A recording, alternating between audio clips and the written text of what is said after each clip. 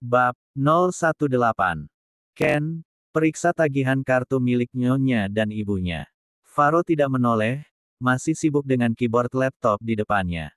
Baik, Tuan. Ken pergi. Beberapa saat kemudian. Berapa, Ken? Faro masih fokus dengan layar laptopnya. Itu. Ken tertunduk. Faro menoleh.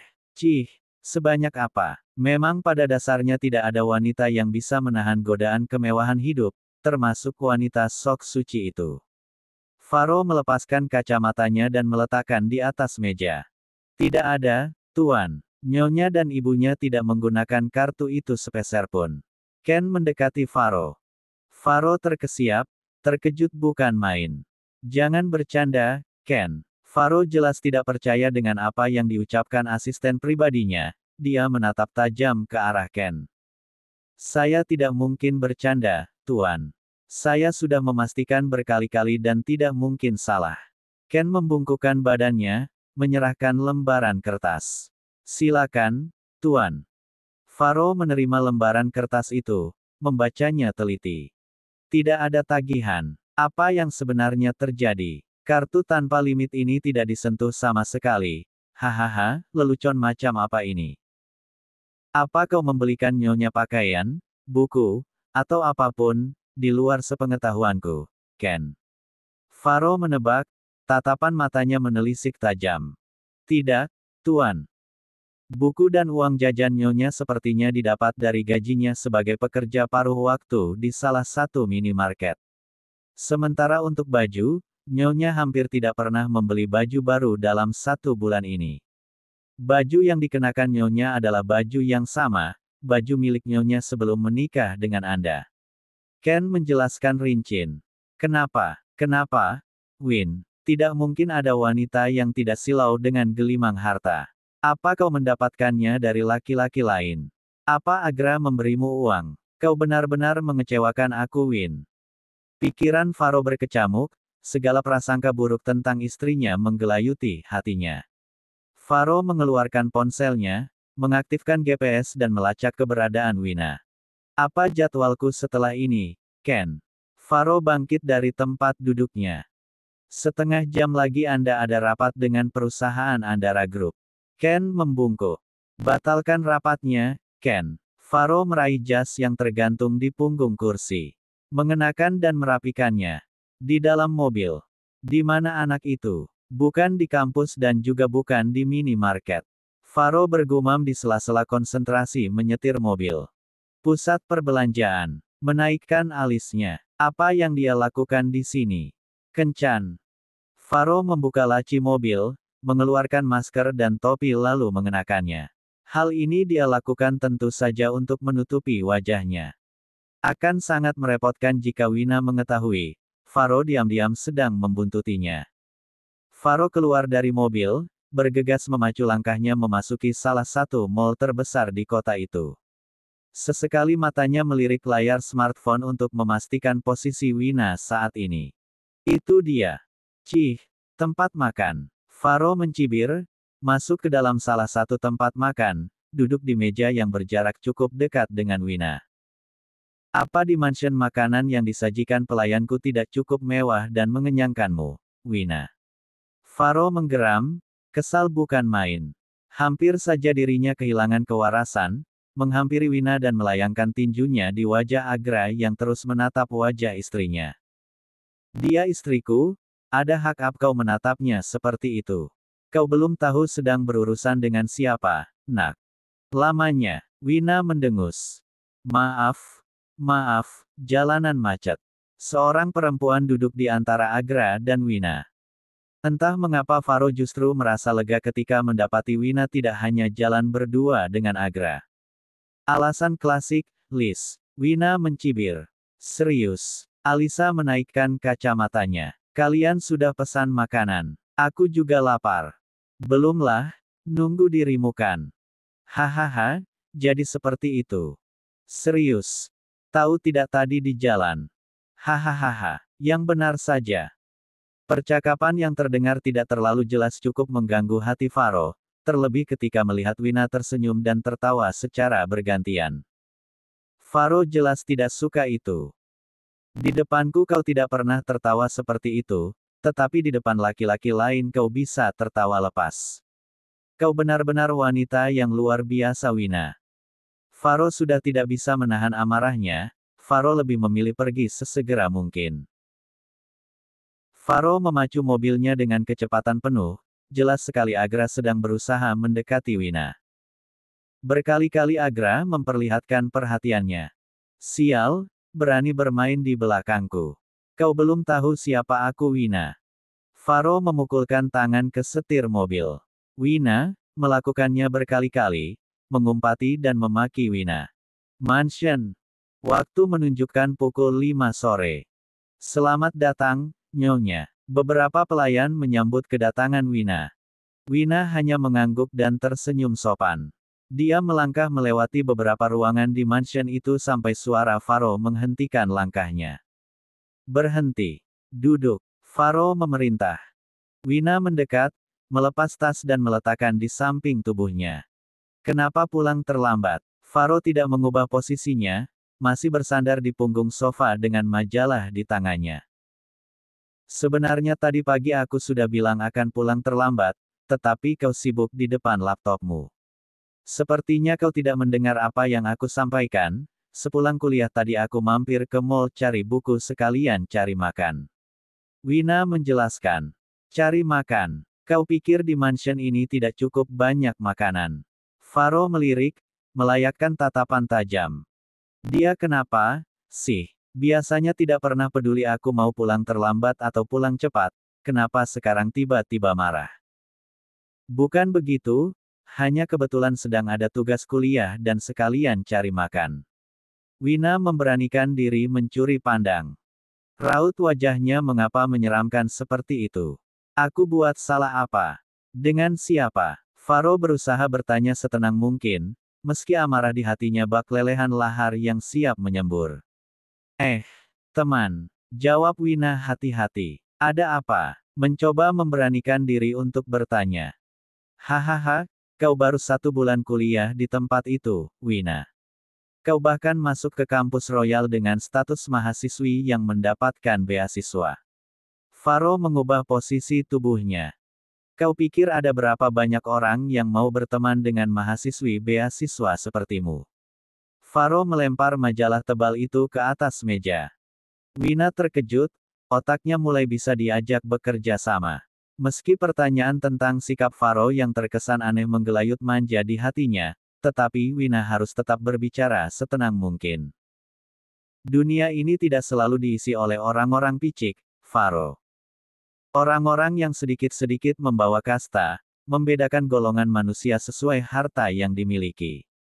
Masih banyak orang-orang yang peduli dengan ketulusan, mungkin aku beruntung karena bertemu dengan orang yang masih menjunjung tinggi ketulusan. Bukan melulu soal harta dan tahta. Wina menundukkan kepalanya, terlihat seperti posisi sempurna untuk mengheningkan cipta. Dunia memang kejam, tetapi memiliki Alisa dan Agra sebagai teman adalah sebuah anugerah yang patut Wina syukuri. Ketulusan. Apa kau terlalu bodoh? Atau sedang berpura-pura bodoh? Jelas sekali laki-laki itu jatuh hati padamu. Ada niat terselubung di balik sikap sok tulusnya itu. Masa kau tidak bisa membedakan? Faro membatin begitu mendengar jawaban dari mulut Wina. Klise sekali alasanmu, Wina. Kau pikir aku buta, sampai tidak tahu niat busukmu. Faro mulai menaikkan volume suaranya. Wina terperanjat ketika mendengar kalimat yang keluar dari mulut Faro. Apa maksudmu, Faro? Masih berusaha bersikap tenang. Agra Grisam, putra tunggal keluarga Grisam, pewaris seluruh aset keluarga Grisam dan anak dari pemilik kampus termewah dan terbesar. Seketika raut wajah Faro berubah merah padam, lebih menakutkan dari terakhir kali Wina berdebat dengannya tentang peraturan pernikahan yang tidak masuk akal itu. Entah mengapa, setiap kali menyebut nama Agra hatinya seperti dipenuhi keinginan untuk membunuh. Kau membuntuti aku, Faro. Wina tetap tenang, tetap merendahkan suaranya. Dia suamiku, dia suamiku. Aku harus menghormatinya, harus. Wina berusaha mengingatkan status Faro sebagai suaminya. Itu tidak penting, Wina. Faro menggeram. Aku bisa melakukan apapun padamu, termasuk mengetahui semua kegiatanmu. Faro menatap tajam. Tajam sekali sampai Wina harus melarikan pandangannya seperti seorang pengecut yang ketakutan. Kehabisan nyalinya sampai mencapai titik terendah. Kenapa? Kenapa harus memperhatikan aku yang tidak berarti ini? Kenapa harus mengetahui segala kegiatanku? Kenapa? Faro. Apa yang kau berikan pada laki-laki itu? Pipimu, bibirmu, atau tubuhmu? Faro menghakimi tanpa mengetahui kebenaran yang ada. Wina terdiam, menundukkan kepalanya. Air mata mengalir deras, terlalu deras sampai tidak terbendung lagi. Tubuhnya bergetar, hatinya sakit bukan main. Wina mengepalakan kedua tangannya, tidak peduli ketika kuku-kuku panjangnya menusuk telapak tangannya. Wina ingin berteriak, ingin memaki, tetapi apa daya. Tubuhnya bahkan kehilangan kekuatan, seluruh persendiannya terasa sakit, tulang-tulang di tubuhnya seperti dilolos paksa. Penghinaan yang dilayangkan suaminya jelas lebih sakit dari apapun. Hahaha, kau bahkan tidak bisa berkata apapun, jadi yang manakah dari bagian tubuhmu yang kau berikan pada Agragrisam? Faro mengepalkan tangannya. Naikkan kepalamu, Wina. Kau benar-benar wanita yang luar biasa, apakah pewaris kekayaan keluarga Wirawan belum cukup untukmu? Kau sampai rela merayu laki-laki lain, hah? Agra melempar kasar bantal kursi yang ada di sampingnya dan mengenai bahu Wina. Apa maksudmu, Faro? Sabar, sabar, Tuhan, sakit sekali, Hicks. Wina hanya bisa membatin, hanya itu langkah aman yang bisa dia ambil. Apanya yang wanita baik-baik? Mungkin almarhum ayahku sedang menangis darah melihat kelakuan murahan menantunya yang dia puji-puji. Cih. Ternyata aku menikahi wanita gampangan. Faro mendengus, memalingkan wajahnya. Cup. Faro. Hicks. Wina menaikkan kepalanya, menyapu air mata dengan punggung tangannya. Serendah itukah aku di matamu, Faro? Apakah aku tidak memiliki arti sedikit pun di hatimu? Jika bukan sebagai istrimu, setidaknya anggaplah aku sebagai wanita yang memiliki hati yang lemah. Hicks. Wina menangis, terseduh-seduh, suaranya timbul hilang, tenggorokannya tercekat, napasnya tersengal. Cih, kau masih berlagak suci di depanku, Wina. Aku tidak suka barang bekas, menjijikan. Faro memalingkan wajahnya, menatap penuh merendahkan. Faro Wirawan, aku ini manusia bukan batu, aku juga punya hati dan perasaan. Hicks. Wina memukul tangannya ke bagian dada, mencoba menghilangkan rasa sakit yang merayapi hatinya. Sakit sekali, Tuhan. Sakit. Tega sekali kau merendahkan harga diriku sampai ke dasar, Hicks. Wina mencengkram kuat bajunya. Hentikan dramamu, jangan buang-buang air mata buayamu. Pergilah, aku jijik melihatmu. Faro bangkit dari kursi. Wanita baik-baik, cih, menjijikan. Tunggu, Faro. Aku ingin mengatakan satu hal padamu, dengarkan baik-baik. Wina berdiri. Perlakuanmu padaku hari ini, akan kau sesali seumur hidupmu. Kau tidak pernah tahu bagaimana cara Tuhan membalasmu, aku menyesal menikah dengan laki-laki jahat sepertimu, Hicks. Wina berteriak, diiringi isak tangis. Faro mendekati Wina, mencengkram kuat leher Wina. Kalimat laki-laki jahat yang diucapkan Wina berhasil memancing kemarahannya. Katakan sekali lagi, aku ini laki-laki apa? Wina tidak mampu melanjutkan kalimatnya, napasnya hampir habis karena cengkraman tangan Faro di lehernya. Bruk. Faro membanting tubuh Wina di atas sofa. Jika Faro tidak membanting tubuhnya, Wina mungkin benar-benar mati karena kehabisan napas. Ayah, ayah tega sekali menikahkan aku dengan laki-laki sepertinya. Ibu, tolong aku. Aku ingin pulang, ibu, Hicks. Jangan sekali-kali berani mengatakan hal buruk tentangku, Wina. Kau hanya wanita rendahan yang mencoba naik ke ranjangku, tetapi sayangnya aku mengetahui siasat buruk wanita sepertimu. Itulah mengapa kau mengganti targetmu, dan tuan muda keluarga Grisam adalah sasaran yang empuk bagimu. Cekak. Faro menggelengkan kepalanya diiringi decakan merendahkan. Wina masih tertelungkap di atas sofa. Rambut panjangnya menutupi seluruh wajahnya. Faro tidak tahu bagaimana air mata Wina mengalir seperti hujan pertama di musim kemarau. Tidak ada yang lebih deras dari itu, hatinya bahkan seperti tertancap anak panah beracun, sakit tak terperi. Bangun, aku bilang bangun. Apa selain pandai menggoda kau juga pandai berakting? Faro berteriak kencang, mengeluarkan seluruh kemampuan berteriaknya. Wina tetap diam. Dia hanya menangis. Ya saat ini Wina hanya bisa menangis, meratapi nasibnya yang sedemikian malang. Kau benar-benar wanita sialan. Faro mendekati Wina, mencengkram kuat tangan Wina dan menyeret paksa. Wina memberontak, namun kekuatannya benar-benar habis. Lepaskan aku, Faro, Hicks.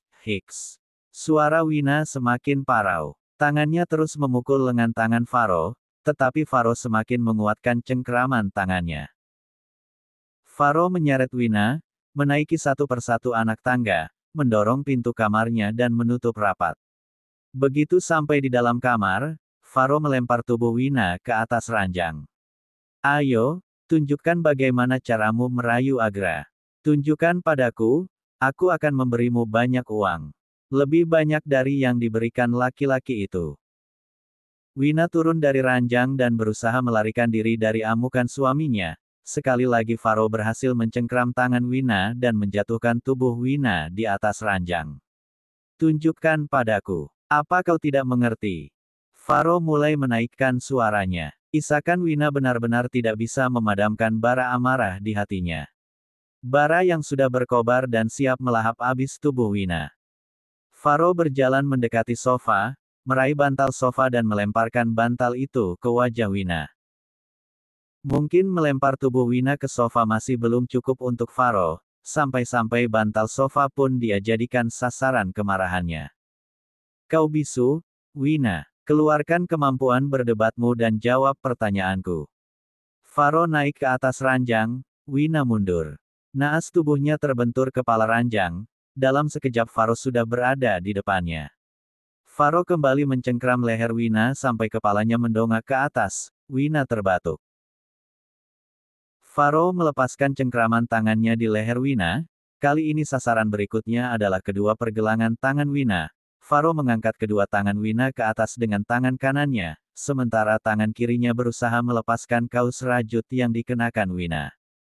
Keluarkan kemampuan merayumu, sayang. Keahlian di atas ranjangmu akan aku bayar 5 kali lipat, lebih banyak dari Agra membayarmu. Masih berusaha melepaskan baju Wina. Kau dotlah, Faro. Aku tidak, Hicks tidak melakukan apapun dengan Agra. Wina berusaha membela diri, meski dengan suara yang hampir tenggelam karena napasnya yang semakin tersengal. Kau pikir aku ini bodoh, sayang. Mencengkram lebih kuat lagi, Wina bisa merasakan pergelangan tangannya hampir mati rasa. Kata sayang biasanya terdengar sangat manis dan romantis, tetapi tidak untuk Wina. Kata sayang yang diucapkan suaminya seperti sedang merendahkan harga dirinya. Kata sayang itu lebih seperti seorang laki-laki yang ingin meniduri asteris yang dibelinya. Bukan kata sayang seperti itu yang Wina harapkan. Bukan. Tetapi, dari awal pernikahan Wina tahu hati Faro bukan untuknya, dan Wina tidak pernah berharap lebih untuk dicintai suaminya. Dan saat ini adalah bukti paling nyata jika Wina tidak berarti apa-apa bagi suaminya. Saat ini Wina hanya berusaha menahan amarah suaminya. Dia terus memberontak, memukulkan kaki ke tubuh suaminya berkali-kali, sekenananya. Namun kekuatan Wina tidak sebanding dengan kekuatan suaminya. Faro berhasil mengunci kedua kaki Wina dengan kedua kakinya, mengapit erat sampai Wina tidak dapat bergerak satu centi pun. Wina hanya menangis terseduh. Air matanya meleleh bagai es yang tersiram air panas. Lepaskan aku, Faro, aku mohon.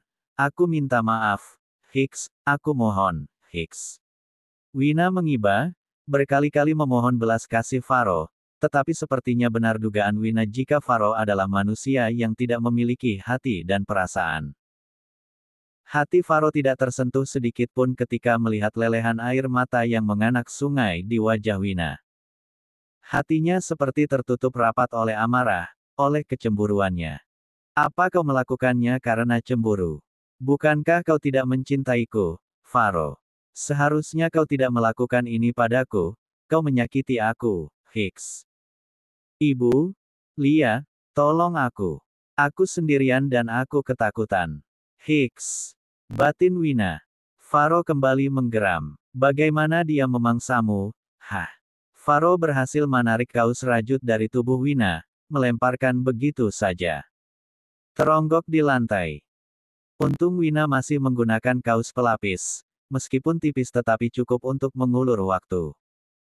Berikan aku an untuk bicara, Faro. Higgs, aku akan menjelaskan semuanya padamu. Wina mengiba, memohon ampunan Faro. Hahaha. Faro hanya tertawa terbahak, sampai kedua bahunya berguncang. Wina merasa usahanya sia-sia, Faro seperti tidak peduli dengan permohonannya. Itu terbukti ketika tatapan memangsa kembali menyala di mata Faro. Aku tidak butuh penjelasanmu, aku butuh bukti, sayang. Berbisik di telinga Wina, dan menyapukan lidahnya di sana. Aku akan membuktikannya. Kau boleh bertanya apapun padaku. Aku bersumpah demi nama Tuhan, aku tidak akan berbohong padamu. Higgs berusaha menggeliat, menggerakkan tubuhnya untuk menjauhi Faro. Bukan dengan cara itu kau membuktikannya, sayang. Menyeringai licik, hawa membunuh menyelimuti Faro. Wina tidak bisa mengimbangi kekuatan intimidasi yang dilakukan Faro. Tubuhnya menggigil seperti dihujani bongkahan es, ngeri. Iya, saat ini Faro terlihat mengerikan.